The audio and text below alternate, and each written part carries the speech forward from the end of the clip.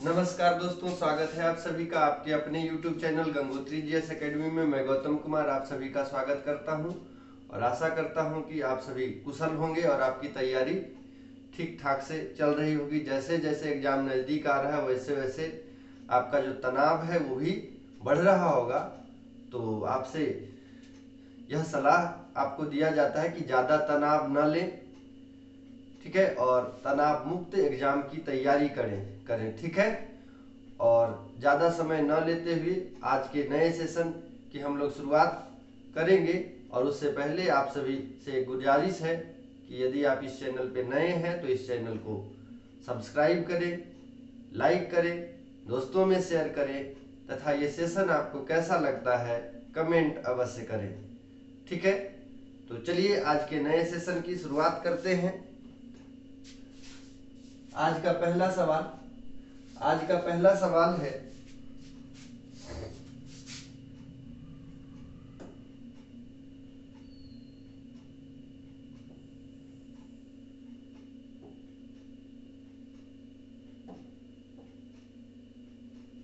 ठीक है। आज का पहला सवाल, निम्न में से किस राज्य या केंद्र शासित प्रदेश द्वारा गृह लक्ष्मी योजना लागू किया है? ठीक है, आपको बताना है कि सरकार के द्वारा गृह लक्ष्मी योजना लागू किया गया है, ठीक है। ऑप्शन है आपके पास मध्य प्रदेश, कर्नाटक, केरल, मध्य प्रदेश, कर्नाटक, केरल, उड़ीसा। तो सही आंसर आप लोग को बताना है, ठीक है। सही आंसर आपको बताना है कि इसका सही आंसर क्या होगा। निम्न में से किस राज्य या केंद्र शासित प्रदेश द्वारा गृह लक्ष्मी योजना लागू किया है? आपको बताना है कि किस राज्य या केंद्र शासित प्रदेश ने गृह लक्ष्मी योजना शुरुआत की है, गृह लक्ष्मी योजना लागू किया है, ठीक है। इसका सही आंसर है कर्नाटक। कर्नाटक की सरकार के द्वारा जो है गृह लक्ष्मी योजना लागू किया गया है, ठीक है। इस योजना में जो परिवार की महिला मुखिया है, ठीक है, परिवार की जो महिला मुखिया है उनको 2000 रुपए देने की बात की गई है, ठीक है। चलिए तो इसको हम लोग देख लेते हैं कि बाकी इसमें और क्या बात किया गया है। देखिए, कर्नाटक में गृह लक्ष्मी योजना के लिए पंजीकरण 19 जुलाई से शुरू किया गया, ठीक है। 19 जुलाई से कर्नाटक में जो है गृह लक्ष्मी योजना के लिए पंजीकरण शुरू किया गया है, ठीक है। इस योजना के माध्यम से इसका उद्देश्य क्या है देखिए, और क्यों चलाया गया है।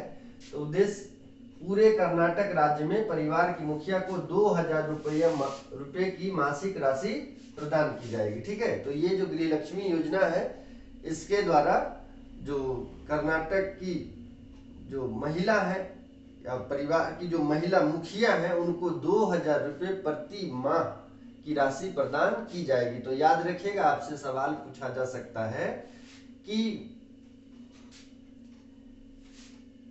गृह लक्ष्मी योजना है ना, गृह लक्ष्मी योजना किस राज्य से संबंधित है या गृह लक्ष्मी योजना किस राज्य में संचालित की जा रही है, ठीक है। तो याद रखिएगा इसका आंसर होगा कर्नाटक। इसके अलावा ये सवाल पूछा जा सकता है कि किस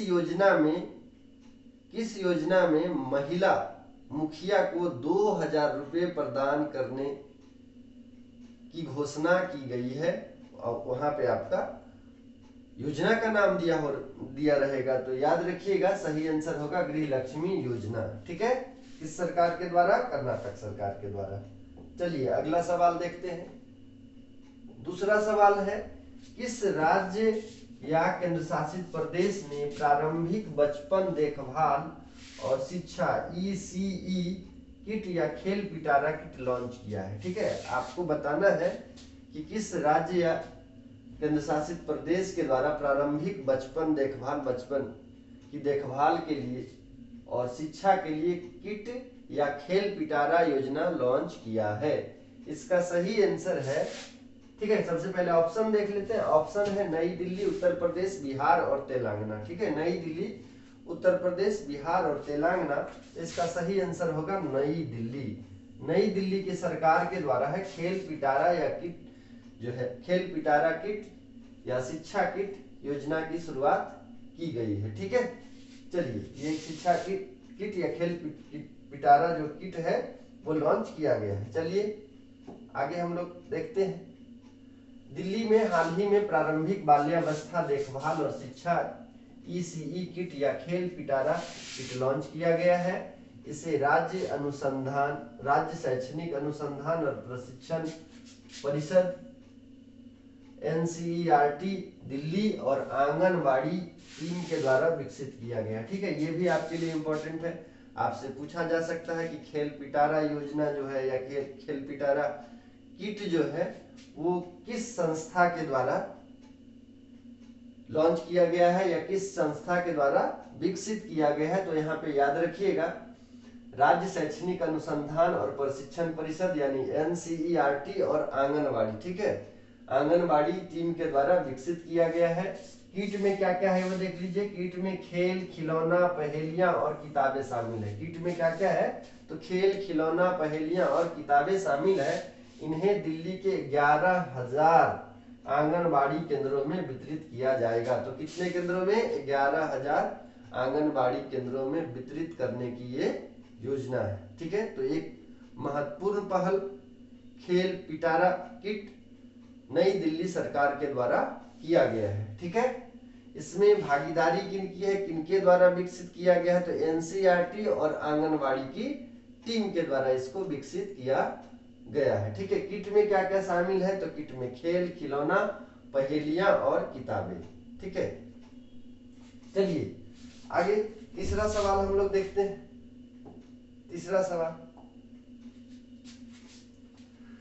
राष्ट्रीय सिकल सेल एनीमिया उन्मूलन मिशन NSCEM किस राज्य या केंद्र शासित प्रदेश में शुरू किया गया है? आपको बताना है कि राष्ट्रीय सिकल सेल एनीमिया उन्मूलन मिशन NSCEM किस राज्य या केंद्र शासित प्रदेश में शुरू किया गया है या शुरू किया है। ठीक है, ऑप्शन है मध्य प्रदेश, उड़ीसा, केरल, पश्चिम बंगाल। ठीक है, आपको बताना है कि ये योजना जो है राष्ट्रीय सिकल सेल एनीमिया उन्मूलन मिशन जो है वो किस राज्य के द्वारा शुरू किया गया है या किस राज्य में शुरू किया गया है। तो सही आंसर होगा मध्य प्रदेश।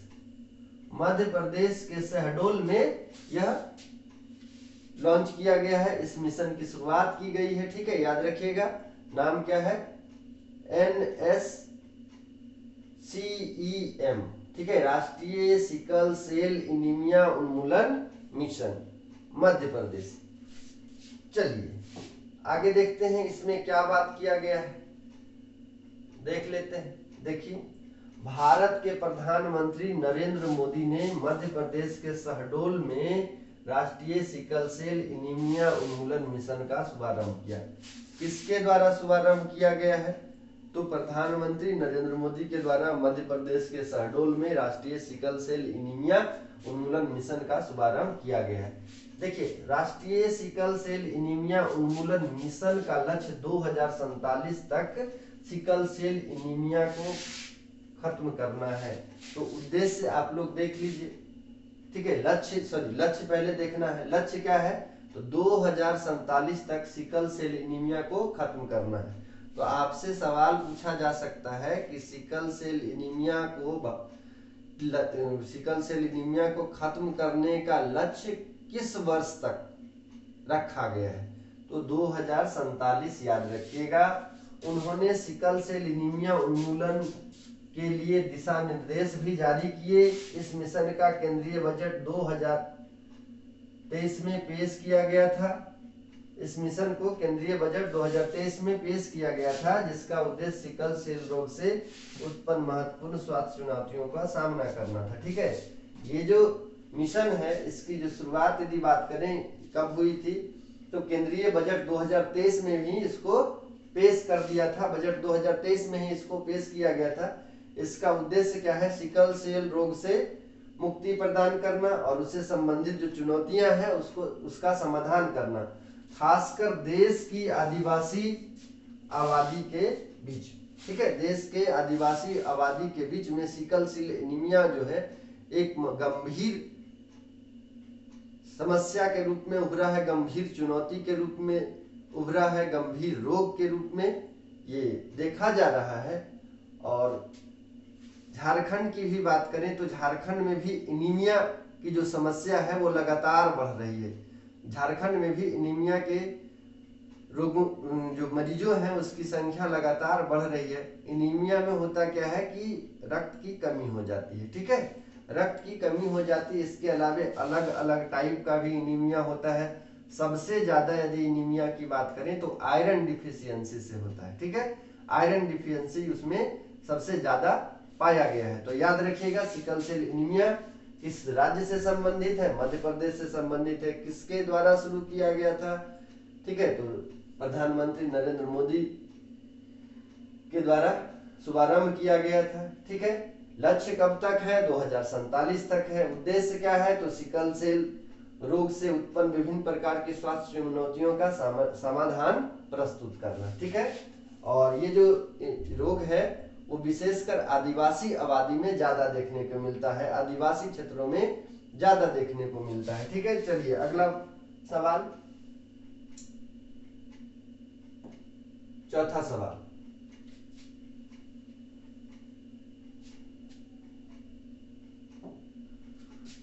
कौन सा केंद्रीय मंत्रालय आयुष्मान भव कार्यक्रम शुरू करने जा रहा है? ठीक है, आपको बताना है कि किस मंत्रालय के द्वारा या किस विभाग के द्वारा आयुष्मान भव कार्यक्रम शुरू किया जा रहा है या शुरू होने वाला है, ठीक है। तो ऑप्शन है आपके पास स्वास्थ्य और परिवार कल्याण मंत्रालय, एमएसएमई मंत्रालय, वाणिज्य और उद्योग मंत्रालय, महिला और बाल विकास मंत्रालय। तो इसका सही आंसर है स्वास्थ्य और परिवार कल्याण मंत्रालय, ठीक है, स्वास्थ्य और परिवार कल्याण मंत्रालय। देखते हैं इसमें क्या बात किया गया है, ठीक है, आयुष्मान भव योजना में। तो देखिए केंद्रीय स्वास्थ्य मंत्रालय के द्वारा जैसा कि हम आपको बताए यह जारी किया गया है, ठीक है, यह जारी किया गया सभी सरकारी स्वास्थ्य योजनाओं के प्रभावी क्रियान्वयन को सुनिश्चित करने के लिए आयुष्मान भव कार्यक्रम शुरू करने की तैयारी कर रहा है, ठीक है। याद रखिएगा ये जो आयुष्मान भव कार्यक्रम है ये केंद्रीय स्वास्थ्य मंत्रालय के द्वारा जितनी भी देश में जितनी भी सरकारी योजनाएं चल रही उसको प्रभावी रूप से क्रियान्वयन करने के लिए ये शुरू किया जा रहा है, और ताकि हर इच्छित लाभार्थी तक, यहाँ तक कि सबसे दूर दराज के क्षेत्रों में भी पहुंच बनाई जा सके। सरकार के द्वारा जो भी स्वास्थ्य संबंधी, ठीक है, देश में जो भी स्वास्थ्य संबंधी योजनाएं चल रही है उसका लाभ देश के दूर दराज क्षेत्रों तक भी पहुंचाया जा सके। स्वास्थ्य संबंधी जो भी सुविधाएं हैं उसका लाभ दूर दराज के क्षेत्रों में रह रहे लोगों को भी मिल सके, ठीक है। इस अभियान का उद्देश्य स्वास्थ्य योजनाओं का व्यापक कवरेज प्रदान करना है। इसका उद्देश्य क्या है कि सरकार के द्वारा जो भी योजनाएं चल रही है, ठीक है, सरकार के द्वारा जो भी योजनाएं चल रही है उसका विस्तार किया जाए और ज्यादा से ज्यादा लोगों को इसमें शामिल किया जाए। तो इसका जो कवरेज है, सरकारी स्वास्थ्य योजनाओं का जो कवरेज है उसका विस्तार करना है, ठीक है, ज्यादा से ज्यादा लोगों तक इसकी पहुंच को सुनिश्चित करना इसका उद्देश्य में शामिल किया गया है, ताकि यह सुनिश्चित किया जा सके कि सभी पात्र लाभार्थी उन तक पहुंच सके और उनका लाभ उठा सके, ठीक है। मतलब कि जो भी स्वास्थ्य संबंधी योजनाएं हैं उसका विस्तार किया जाए और यह सुनिश्चित किया जाए कि प्रत्येक लाभार्थी को इसका लाभ मिल सके। आयुष्मान आपके द्वार 3.0, आयुष्मान सभा, आयुष्मान मेला और आयुष्मान ग्राम जैसी गतिविधियां इस पहल का हिस्सा है। तो देखिए यहाँ भी इम्पोर्टेंट हो जाता है, आपसे पूछा जा सकता है कि निम्न में से कौन सा आयुष्मान भव योजना का हिस्सा है या उस पहल का अंग है, ठीक है। तो इसमें देखिए या क्या क्या गतिविधि इसमें शामिल है। तो याद रखिएगा आयुष्मान सभा, आयुष्मान आपके द्वार 3.0, आयुष्मान सभा, आयुष्मान मेला और आयुष्मान ग्राम जैसी गतिविधियां इस पहल का हिस्सा है।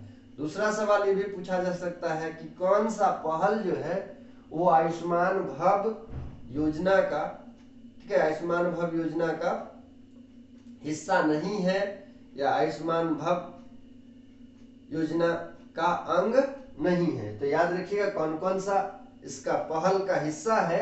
आयुष्मान आपके द्वार, आयुष्मान सभा, आयुष्मान मेला, आयुष्मान ग्राम जैसी गतिविधि इस पहल का हिस्सा है। ठीक है, चलिए आगे बढ़े। अगला सवाल, मुख्यमंत्री जन आरोग्य मेला किस राज्य से संबंधित है? ठीक है, पांचवा सवाल में पूछा जा रहा है कि मुख्यमंत्री जन आरोग्य मेला किस राज्य से संबंधित है। ऑप्शन है बिहार, उत्तर प्रदेश, मध्य प्रदेश, गुजरात। तो आपको बताना है कि मुख्यमंत्री जन आरोग्य मेला किस राज्य से संबंधित। ठीक है, फटाफट आंसर आप लोग दीजिए। कुछ लोग सही भी आंसर दे रहे हैं, है ना। तो इसका सही आंसर है उत्तर प्रदेश, उत्तर प्रदेश। और करेंट अफेयर्स आगामी आने वाले परीक्षाओं के लिए रामबाण साबित हो सकता है। ठीक है, क्योंकि करेंट एक जो है महत्वपूर्ण विषय हो जाता है किसी भी कॉम्पिटिटिव एग्जाम के लिए। तो इसी को ध्यान में रखते हुए मैंने ये सेशन लाया है। और उससे पहले आपसे गुजारिश है कि यदि आप इस चैनल पे नए हैं तो इस चैनल को सब्सक्राइब करें, लाइक करें, शेयर करें, ताकि नया से नया सेशन आपको मिल सके। बेहतर से बेहतर, बेहतरीन से बेहतरीन प्रयास हम आपके लिए करते हैं। तो आपसे भी गुजारिश है कि आप इस पहल में सहयोग करें और ज़्यादा से ज़्यादा लोगों तक इस सेशन को शेयर करें। ठीक है, तो चलिए इसका सही आंसर मुख्यमंत्री जन आरोग्य मेला किस राज्य से संबंधित है? उत्तर प्रदेश। ठीक है, इसका उत्तर होगा उत्तर प्रदेश। इसके अलावे आपको बताए थे कि ये नंबर भी है मेरा,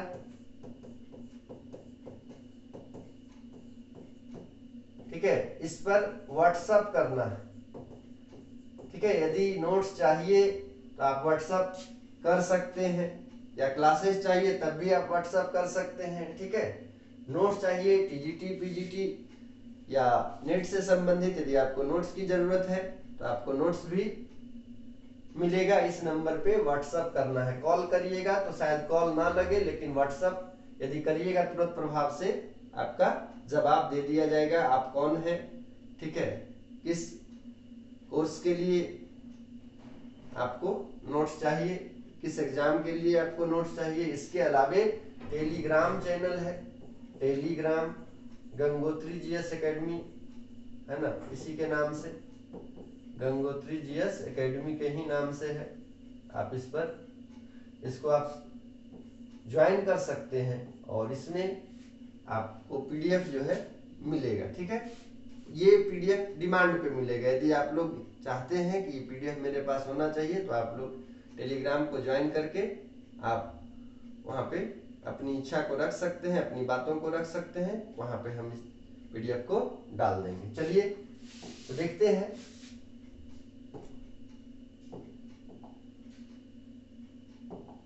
मुख्यमंत्री जन आरोग्य मेला उत्तर प्रदेश राज्य से संबंधित एक योजना है। देखिए, आपको बताया कि उत्तर प्रदेश से संबंधित है, जिसे वर्ष 2020 में शुरू किया गया था। ठीक है, तो मुख्यमंत्री जन आरोग्य मेला उत्तर प्रदेश सरकार के द्वारा 2020 में शुरू किया गया था।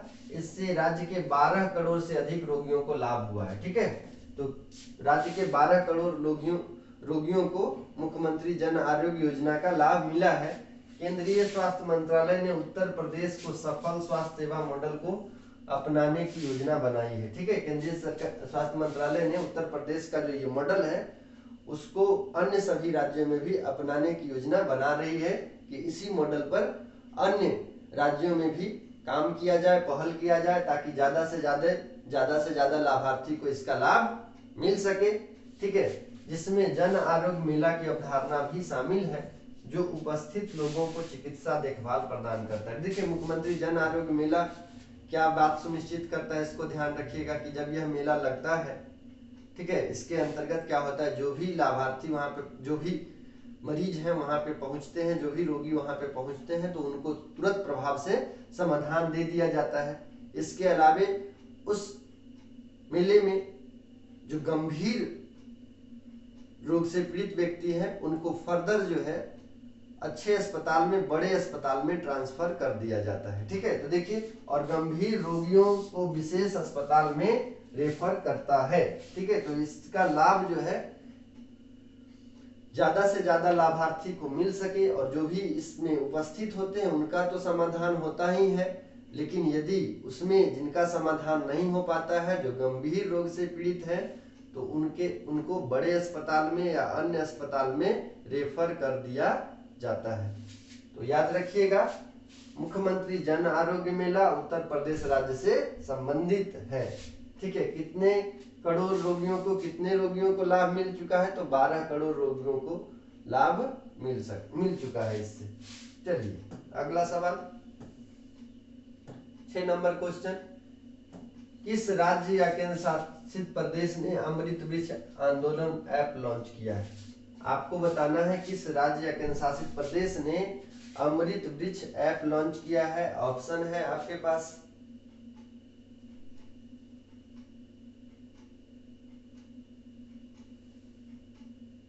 ठीक है, ऑप्शन है आपके पास असम, पश्चिम बंगाल, उड़ीसा, गुजरात। असम, पश्चिम बंगाल, उड़ीसा, गुजरात। तो सही आंसर है असम। सही आंसर है असम। असम की सरकार के द्वारा अमृत वृक्ष आंदोलन ऐप किया जो है लॉन्च किया गया है। ठीक है, चलिए, तो असम के मुख्यमंत्री हिमंत बिस्वा शर्मा ने वन और पर्यावरण विभाग के अमृत वृक्ष आंदोलन वेब पोर्टल, मोबाइल एप्लीकेशन और लकड़ी आधारित उद्योग पंजीकरण वेब पोर्टल के साथ साथ अमृत वृक्ष आंदोलन के थीम गीत का शुभारंभ किया है।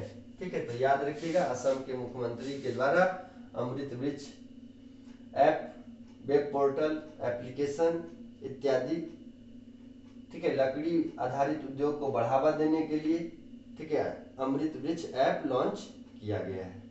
चलिए अगला सवाल,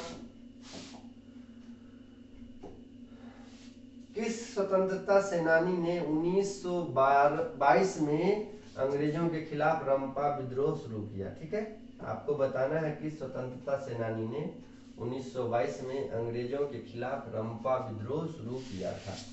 ऑप्शन है महात्मा गांधी, अल्लूरी सीताराम राजू, पोट्टू श्रीरामालू और वेलू नचियार। तो बताइए कि किस स्वतंत्रता सेनानी के द्वारा 1922 में अंग्रेजों के खिलाफ रंपा विद्रोह शुरू किया गया था? इसका सही आंसर है अल्लू सीताराम राजू, अल्लूरी सीताराम राजू। ठीक है, याद रखिएगा। आगे देखते हैं इनका क्या विशेष योगदान था।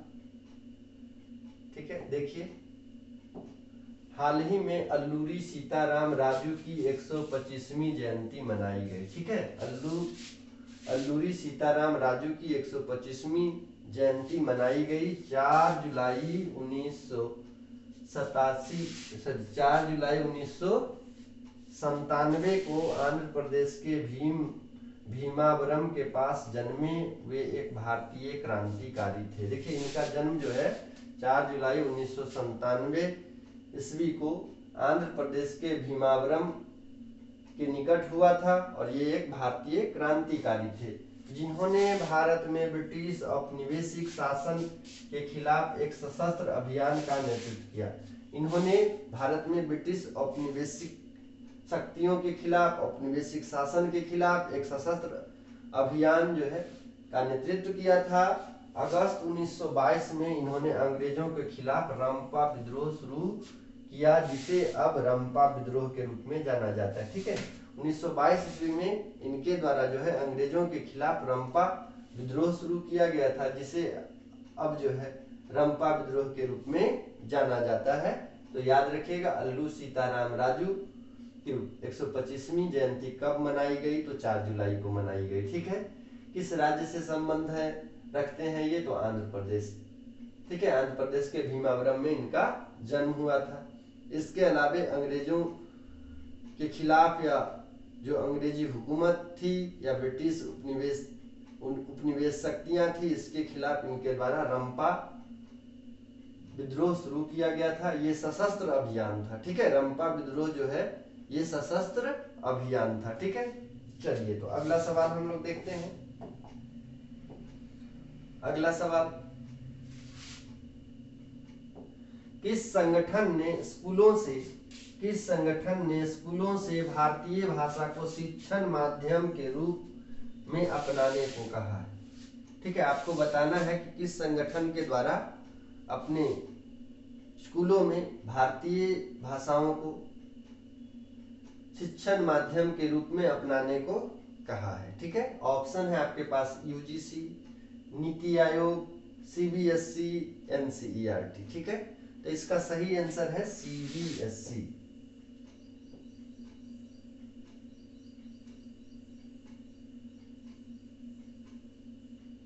सीबीएसई, ठीक है, सेंट्रल बोर्ड सेकेंडरी एग्जामिनेशन।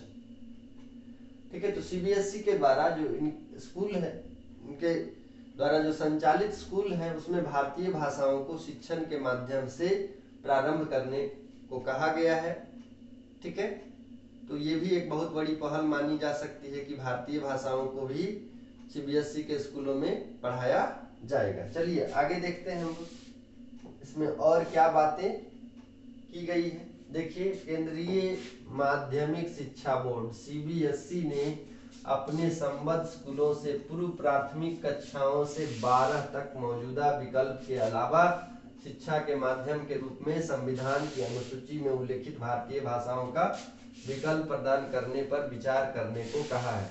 यहाँ पे देखिए, ये तो सवाल प्राइमरी सवाल, यहाँ पे प्राथमिक सवाल बन रहा है कि किस संस्था के द्वारा या किस बोर्ड के द्वारा, ठीक है, अपने संबद्ध स्कूलों में भारतीय भाषाओं को शिक्षण के रूप में शामिल किया गया है। ये हो गया। इसके अलावे यहाँ पे एक और सवाल बन सकता है कि भारतीय भाषाओं को किस अनुसूची में शामिल किया गया है। ठीक है, किस अनुसूची में भारतीय भाषाओं का वर्णन मिलता है। तो याद रखिएगा, अनुसूची 8 में अखिल भारतीय भाषाओं का वर्णन किया गया है। यह कदम राष्ट्रीय शिक्षा नीति एनईपी 2020 के कार्यान्वयन का ही हिस्सा है। ठीक है, याद रखिएगा, यह जो नीति है, ठीक है, यह जो पहल है, यह जो कदम है, वो राष्ट्रीय शिक्षा नीति न्यू एजुकेशन पॉलिसी 2020 के क्रियान्वयन का ही हिस्सा है, जो कम से कम ग्रेड 5 तक और बेहतर होगा कि ग्रेड 8 और उससे आगे तक मातृभाषा या क्षेत्रीय भारतीय भाषाओं को शिक्षा के माध्यम के रूप में उपयोग करने की परिकल्पना करता है। तो याद रखिएगा, सीबीएसई के द्वारा अपने स्कूलों में भारतीय भाषाओं को भी शिक्षण में शामिल करने का प्रस्ताव दिया गया है। ठीक है, और ये जो है राष्ट्रीय शिक्षा नीति न्यू एजुकेशन पॉलिसी 2020 का हिस्सा है। चलिए अगला सवाल देखते हैं। अगला सवाल, भारतीय दंड संहिता आईपीसी के स्थान पर भारत की विधि संहिता का प्रस्तावित नाम क्या है? तो इसका प्रस्तावित नाम आपको बताना है। ऑप्शन है भारतीय न्याय संहिता, यहाँ पे भारतीय न्याय संहिता, इसके अलावा भारतीय न्याय यहाँ पे लिखा हुआ है, यहाँ पे होगा भारतीय दंड संहिता। ठीक है, भारतीय दंड संहिता। तो भारतीय न्याय संहिता, भारतीय दंड संहिता, नव भारत संहिता और भारत दंड संहिता। ठीक है, तो इसका सही आंसर है भारतीय न्याय संहिता। ठीक है, सही आंसर है भारतीय न्याय संहिता। तो भारतीय दंड संहिता के स्थान पर भारत की विधि संहिता का प्रस्तावित नाम भारतीय न्याय संहिता है। ठीक है, चलिए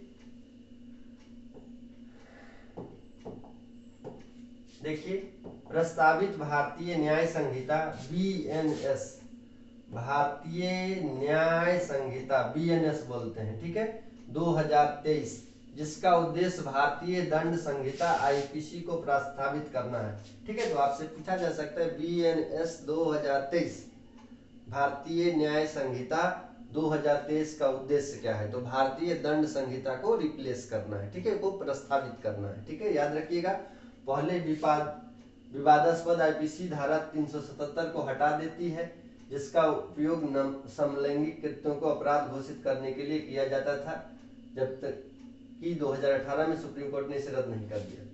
ठीक है, अब यहाँ पे ध्यान रखिएगा कि जो भारतीय न्याय संहिता है वो आईपीसी को रिप्लेस करता है। इसके अलावे इसका जो प्रावधान है उसमें भी कुछ बदलाव की बात करता है। आप देखे होंगे कि कई सारे न्यूज़पेपर में ये बातें लगातार रही है कि भारतीय जो दंड संहिता है भारतीय न्याय संहिता में परिवर्तित हो गई, उसमें कौन कौन सी धारा में बदलाव किया गया है, ये सभी आप लोग पेपर के माध्यम से सुने होंगे। तो ये आपके लिए एक ज्वलंत मुद्दा था, एक महत्वपूर्ण विषय था, इसलिए इसमें हम शामिल किए। चलिए अगला सवाल।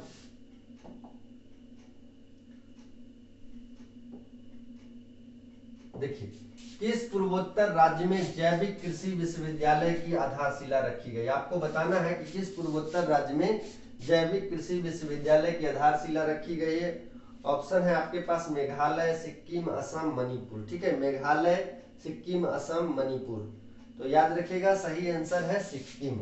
सही आंसर है सिक्किम। और आप लोग जानते होंगे कि सिक्किम को पूर्णतः जैविक राज्य का दर्जा मिला है। ठीक है, पूर्णतः जैविक राज्य का दर्जा, जैविक राज्य का दर्जा प्राप्त है। तो भारत में पूर्णतः जैविक राज्य का दर्जा किस राज्य को प्राप्त है? तो सिक्किम को है। ठीक है, याद रखिएगा। और सिक्किम में ही जैविक कृषि विश्वविद्यालय की आधारशिला रखी गई है। तो इसका सही आंसर सिक्किम होगा। यदि आपसे सवाल पूछ दिया जाए भारत में पूर्णतः जैविक राज्य कौन सा है, तो पूर्णतः जैविक राज्य सिक्किम को घोषित किया गया है। इसके अलावा जैविक कृषि विश्वविद्यालय की आधारशिला कहाँ रखी गई है? सिक्किम में रखी गई है। चलिए आगे देखते हैं। देखिए, सिक्किम जैविक कृषि विश्वविद्यालय, ठीक है, SOAU, Sikkim organic agriculture university की आधारशिला हाल ही में मुख्यमंत्री प्रेम सिंह तमांग ने रखी है।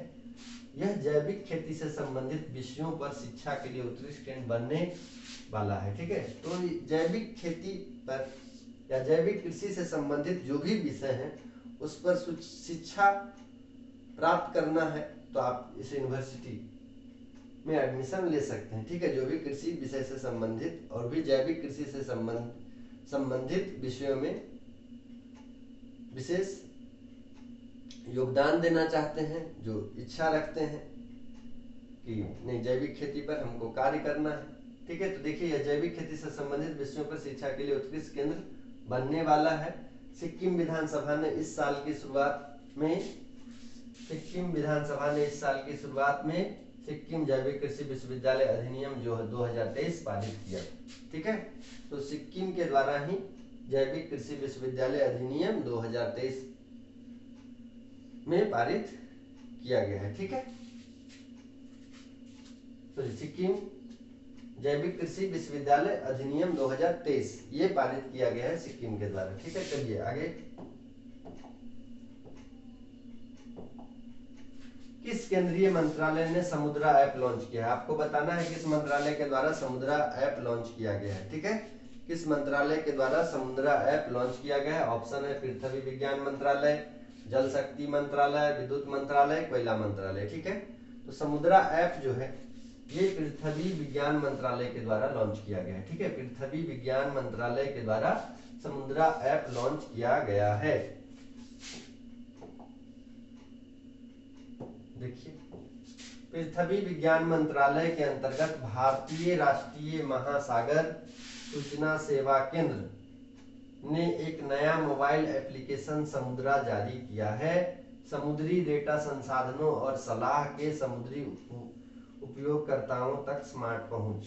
ठीक है, तो समुद्री डेटा संसाधन और इससे संबंधित सलाह को देने के लिए जो भी समुद्री उपयोगकर्ता है उसको समुद्र से संबंधित जो भी डेटा है, जो भी सूचना है उसको प्रदान करने के लिए समुद्रा ऐप लॉन्च किया गया है पृथ्वी विज्ञान मंत्रालय के द्वारा। ठीक है, इससे लाभ क्या होगा? तो तटीय क्षेत्रों में जो लोग रह रहे हैं तो समुद्र से संबंधित जो भी जानकारी उनके साथ साझा की जाएगी। इसके अलावे जो यात्री हैं, समुद्री यात्री हैं, उनको लाभ मिलेगा। इसके अलावे जो तटीय क्षेत्रों में मछुआरे रहते हैं, मछुआरे समुदाय जो हैं उनको भी इससे लाभ मिलेगा। जो भी समुद्र से संबंधित डेटा है या कोई आपदा आने वाला है तो उसके बारे में भी उनको पहले अलर्ट कर दिया जाएगा। देखिए इसका उद्देश्य क्या है, इसका उद्देश्य समुद्री यात्रियों और मछली पकड़ने वाले समुदाय के लिए उपयोगी सभी महासागर संबंधी सेवाओं पर व्यापक जानकारी प्रदान करना है। ठीक है, चलिए अगला सवाल 12 नंबर क्वेश्चन।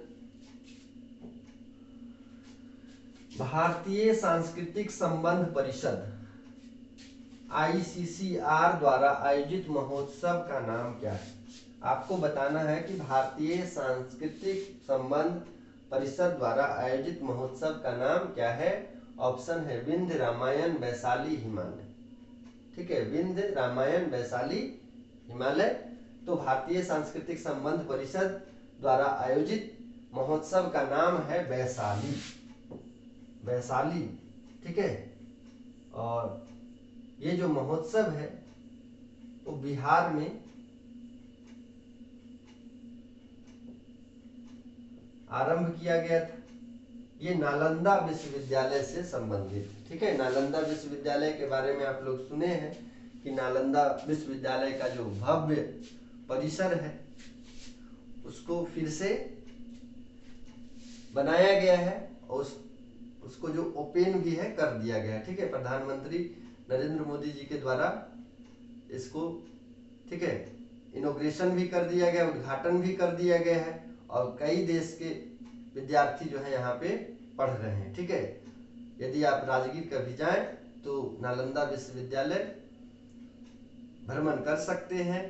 और नालंदा विश्वविद्यालय एक प्राचीन शैक्षणिक संस्थान रहा है और इसका जो निर्माण है नालंदा विश्वविद्यालय का वो कुमार गुप्त के द्वारा किया गया था, लेकिन बख्तियार खिलजी का नाम आप लोग सुने हैं, बख्तियार खिलजी के द्वारा इसको नष्ट कर दिया गया था, पूरी किताबों को जला दिया गया था।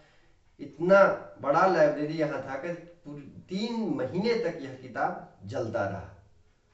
ठीक है, तो इस प्रकार से भारत को तबाह करने का आक्रमणकारियों के द्वारा प्रयास किया गया है और वो भी खुन्नस में आकर इसको जलाने का जो उसके मन में विचार आया खुन्नस से कि हमसे बेहतर कैसे भारतीय लोग हैं, भारतीय वैद्य जो हैं हमारे यहाँ के वैद्यों से बेहतर कैसे हैं। वो जो बख्तियार खिलजी था एक बहुत गंभीर बीमारी से पीड़ित था और वहाँ के वैद्य से, ठीक है, वैद्य से इनका इलाज नहीं हो पा रहा था, तो वहाँ के वैद्य जो है भारतीय वैद्य से सलाह लिए।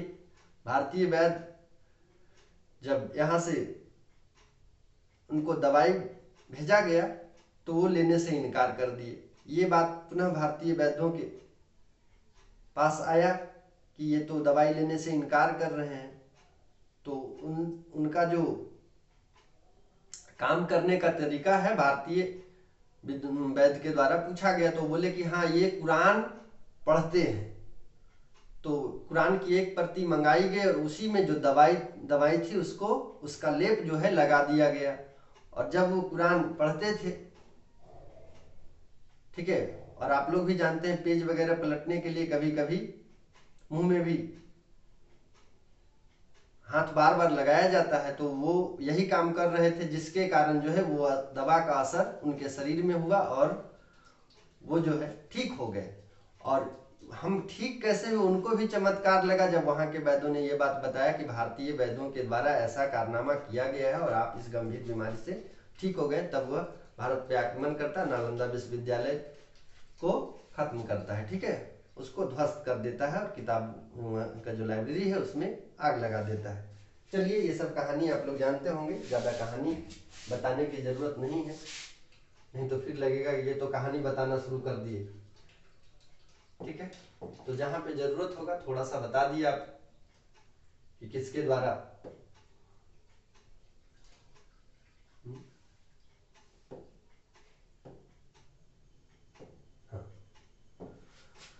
भारतीय सांस्कृतिक संबंध परिषद ICCR ने बिहार के नालंदा विश्वविद्यालय में लोकतंत्र का उत्सव वैशाली आयोजित किया।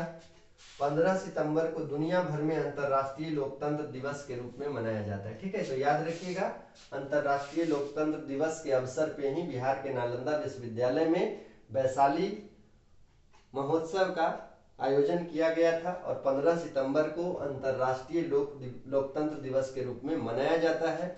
और भारत जो है विश्व का सबसे बड़ा लोकतंत्र माना जाता है, विश्व का सबसे बड़ा लोकतंत्र माना जाता है।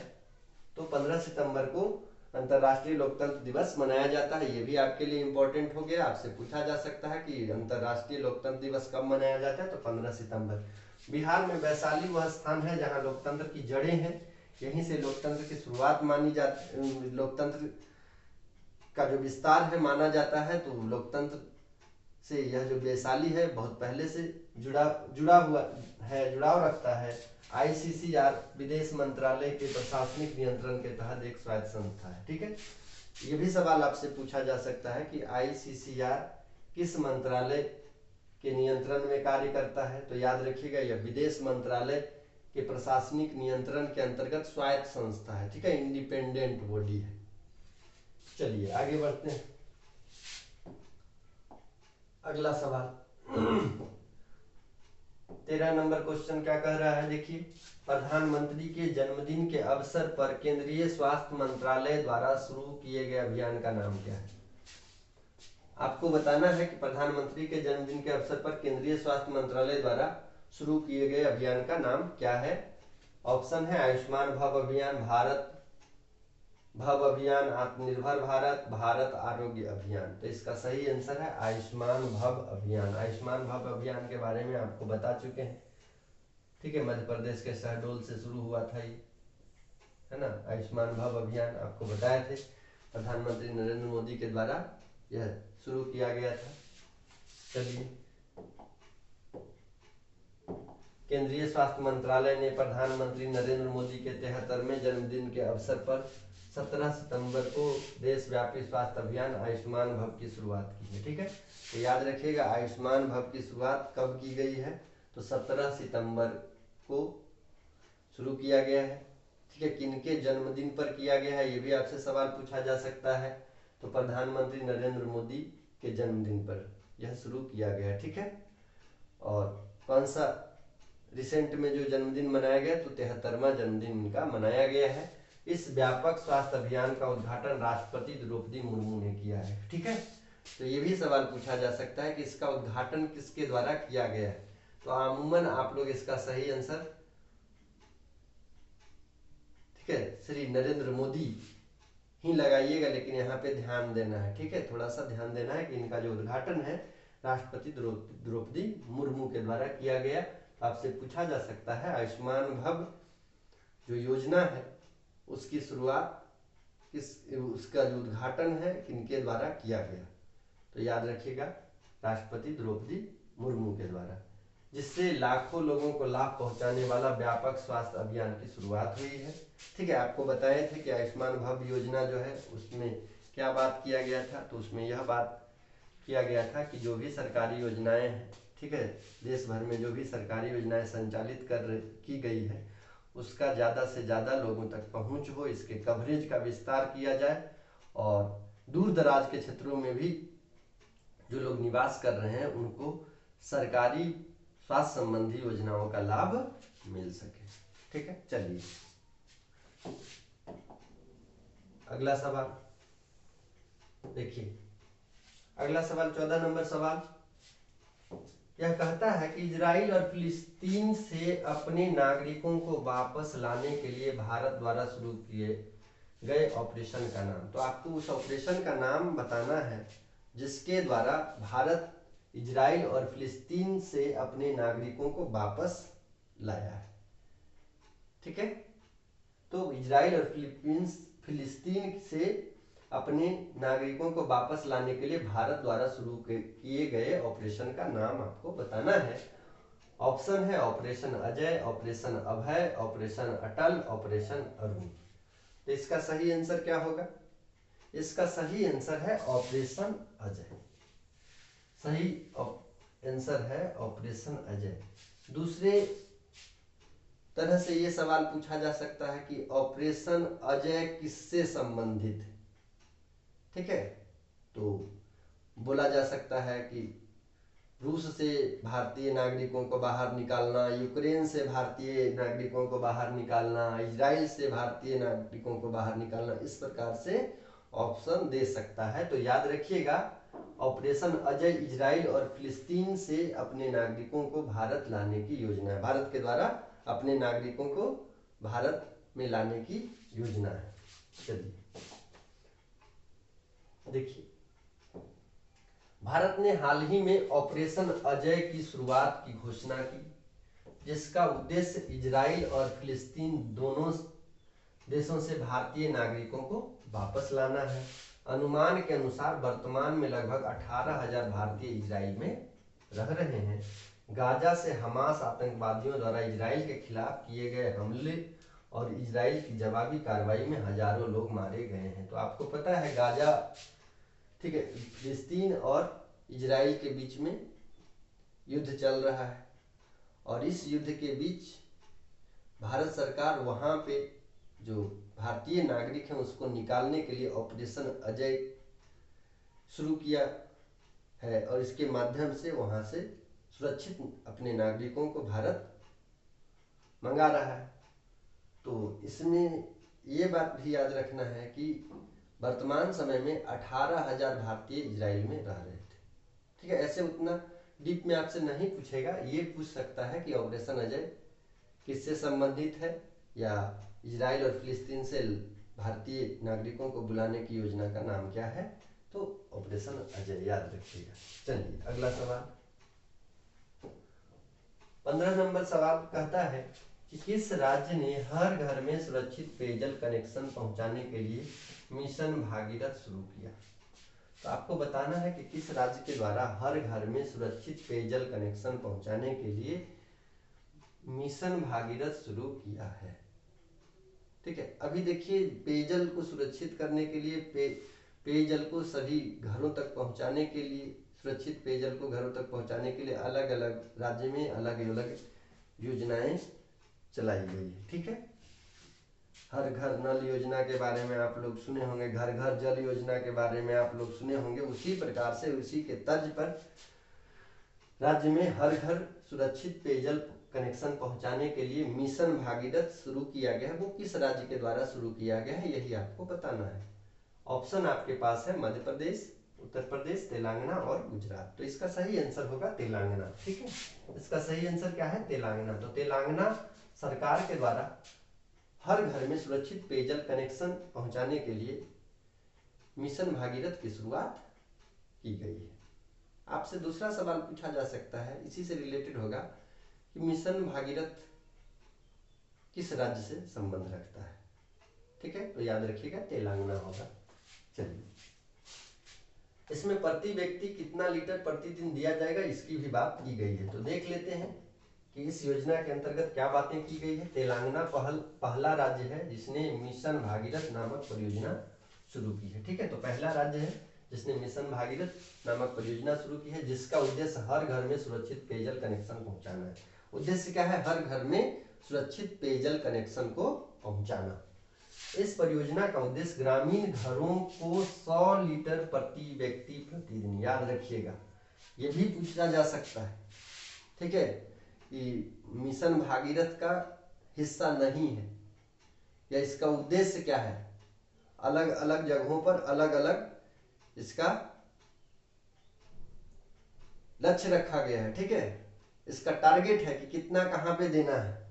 तो ग्रामीण घरों में 100 लीटर प्रति व्यक्ति प्रतिदिन। इसके अलावे नगर पालिका में जो लोग रह रहे हैं, नगर पालिका में जो निवास करते हैं, उनको 135 लीटर प्रति व्यक्ति प्रतिदिन। इसके अलावा नगर निगम में जो घर आता है उसके लिए 150 लीटर प्रति व्यक्ति प्रतिदिन, ठीक है, 150, याद रखिएगा। नगर निगम में 150। औपचारिक और पाइप्ड पानी उपलब्ध कराना है। राज्य सरकार इस परियोजना के लिए पूरी तरह से आंतरिक और बाहरी स्रोतों पर निर्भर है, केंद्र सरकार से कोई सहायता नहीं लेती है। तो पूर्णतः राज्य पर आधारित योजना है, ठीक है। इसका वहन जो है तेलंगाना राज्य सरकार ही करती है, केंद्र से इसमें सहयोग नहीं लेती है। ठीक है, आप जानते हैं कि जो भी योजनाएं चल रही है भारत में या कोई भी राज्य में, तो या तो वो केंद्र के द्वारा संचालित होती है या तो केंद्र और राज्य दोनों का सहयोग होता है। किसी योजना में 50-50 का सहयोग होता है, किसी में 75-25 का सहयोग होता है। लेकिन ये जो मिशन भागीरथ है, ठीक है, इसमें राज्य केंद्र से कोई भी अनुदान नहीं लेता है, कोई भी सहायता नहीं लेता है। ठीक है, ये पूरी तरह से आंतरिक फंडिंग है। ठीक है, याद रखिएगा, ये आंतरिक फंडिंग है, राज्य के द्वारा पूर्णतः संचालित योजना है। तो ये भी सवाल एक बन सकता है कि निम्न में से कौन सा पूर्णतः राज्य के द्वारा संचालित योजना है। तो याद रखिएगा, ये जो भागीरथ मिशन है वो पूर्णतः राज्य के द्वारा संचालित है। चलिए, केंद्र के द्वारा सहायता इसमें नहीं लिया जाता है। अगला सवाल देखते हैं। 16 नंबर क्वेश्चन, 16 नंबर क्वेश्चन क्या कहता है? एक हालिया अध्ययन के अनुसार किस राज्य में कैंसर की घटना देश भर में सबसे अधिक है? आपको बताना है कि हालिया समय में जो डेटा आया है, हालिया समय में जो भी सूचनाएं आई है, उसके अनुसार भारत में सबसे ज्यादा कैंसर की घटना किस राज्य में है, या किस राज्य में कैंसर की घटना दर देश में सबसे अधिक है, या ये बोल सकते हैं कि कैंसर रोगियों की संख्या सबसे ज्यादा किस राज्य में है। ऑप्शन है आपके पास गुजरात, मिजोरम, पश्चिम बंगाल, महाराष्ट्र। तो आपको बताना है कि किस राज्य में कैंसर पीड़ित रोगियों की संख्या सबसे ज्यादा है, इसकी दर सबसे ज्यादा है। सही आंसर इसका होगा मिजोरम। सही आंसर क्या है? मिजोरम। मिजोरम एक ऐसा राज्य है जिसमें कैंसर से पीड़ित रोगियों की संख्या सबसे ज्यादा है और कैंसर की घटना जो है मिजोरम में सबसे ज्यादा देखी गई है हाल के डेटा के अनुसार। ठीक है, चलिए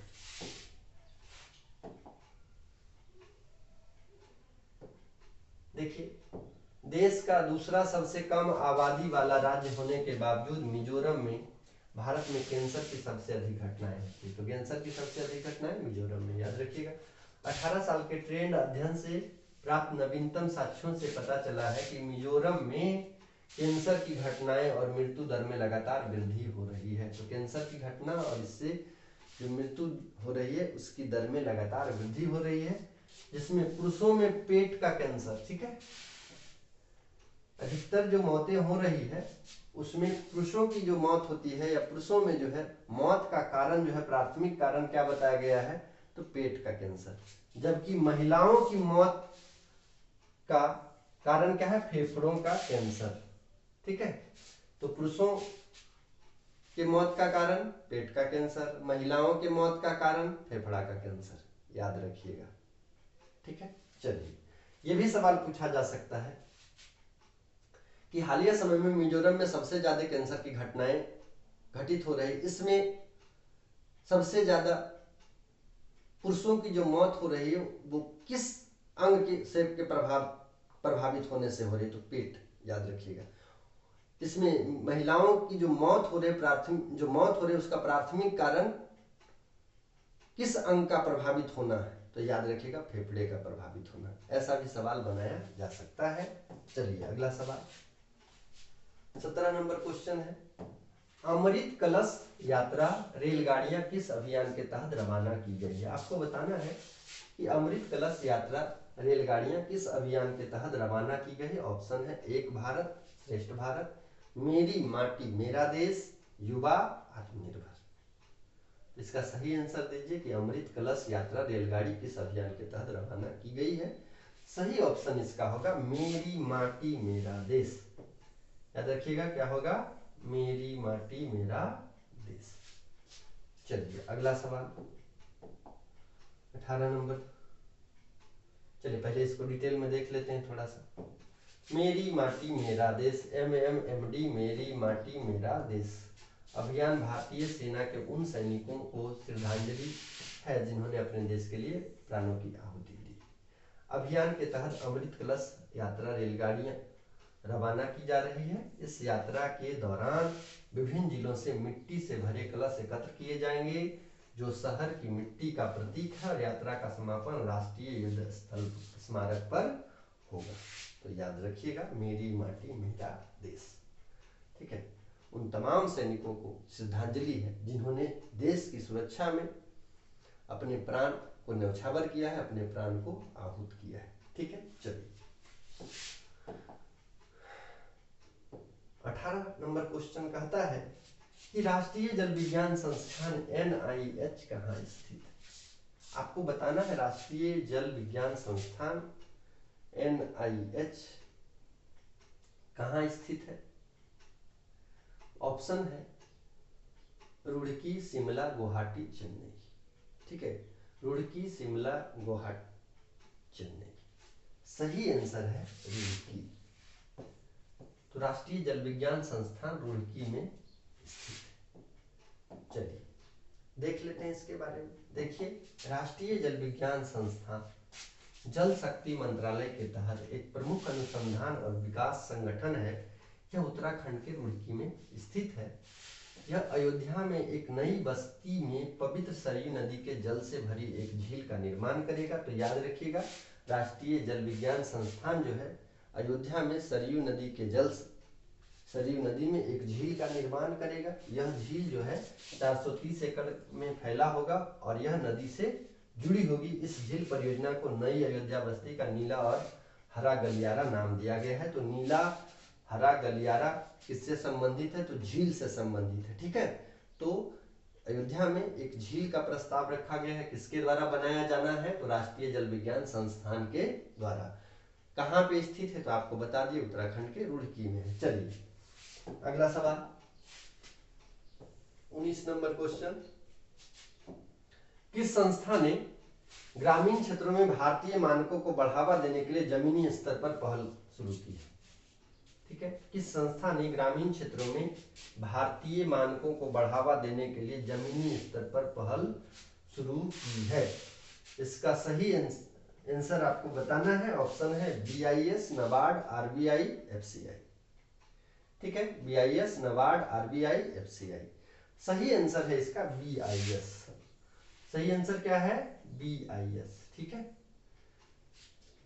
BIS के द्वारा ग्रामीण क्षेत्रों में भारतीय मानकों को बढ़ावा देने के लिए जमीनी स्तर पर पहल शुरू की गई। ठीक है, इसका जो मेन उद्देश्य है कि ग्रामीण स्तर पर जो भी योजनाएं चल रही है, ठीक है, उसका जो भी मानक है, योजनाओं का जो भी मानक है, उससे संबंधित जानकारी प्रदान करना। इसके अलावा उसी मानक के तहत जो है योजनाओं का क्रियान्वयन किया जाना है। ठीक है, तो चलिए इसमें भी देखते हैं क्या बात किया गया है। देखिए, भारत के राष्ट्रीय मानक निकाय भारतीय मानक ब्यूरो ने जमीनी स्तर पर भारतीय मानकों के अनुपालन के बारे में जागरूकता बढ़ाने और प्रोत्साहित करने के लिए एक व्यापक आउटरीच कार्यक्रम शुरू किया है। इस पहल का उद्देश्य देश भर के ग्राम पंचायत अध्यक्षों और सचिवों को संवेदनशील बनाना है, ताकि गांवों में सरकारी कार्यक्रमों और योजनाओं को लागू करते समय भारतीय मानकों का पालन करने के महत्व पर जोर दिया जाए। ठीक है, जो भी योजनाएं चल रही है, ठीक है, ग्रामीण क्षेत्रों में, तो उसका जो मानक तय किया गया है उसी मानक के तहत योजनाओं का क्रियान्वयन हो, इसका यही उद्देश्य है। इसके लिए जो है ग्राम पंचायत अध्यक्ष और सचिव को संवेदनशील बनाया जा रहा है, उनको जागरूक किया जा रहा है कि जो भी योजनाएं आपके यहाँ चल रही है उस योजना का जो मानक है उस मानक के तहत ही योजनाएं क्रियान्वित होनी चाहिए। ठीक है, उसमें कोई भी कटौती नहीं होनी चाहिए। चलिए आगे, आज का अंतिम सवाल। ठीक है, आज के सेशन का अंतिम सवाल है, किस राज्य ने प्राकृतिक खेती को बढ़ावा देने के लिए मोबाइल वैन कार्यक्रम शुरू किया? ठीक है, तो आपको बताना है कि किस राज्य ने प्राकृतिक खेती को बढ़ावा देने के लिए मोबाइल वैन कार्यक्रम शुरू किया है। ऑप्शन है असम, हिमाचल प्रदेश, अरुणाचल प्रदेश, राजस्थान। तो सही आंसर आप लोग को बताना है। इसका सही आंसर है हिमाचल प्रदेश। सही आंसर क्या है? हिमाचल प्रदेश। याद रखिएगा, हिमाचल प्रदेश सही आंसर है। देख लेते हैं इसको।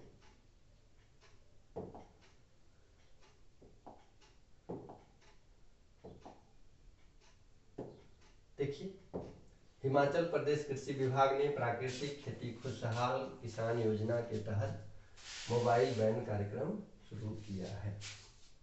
ठीक है, तो ये था आज का अंतिम सवाल। आज का सेशन समाप्त करते हैं दोस्तों। पुनः हाजिर होंगे नए सेशन के साथ, नए प्रश्नों के साथ। और आपसे गुजारिश है कि इस चैनल को सब्सक्राइब करें, दोस्तों में शेयर करें, कमेंट करें कि आपको ये सेशन कैसा लगा। ठीक है, और जुड़े रहें गंगोत्री जीएस एकेडमी के साथ। ठीक है, धन्यवाद आप सभी को। जोहार सभी को।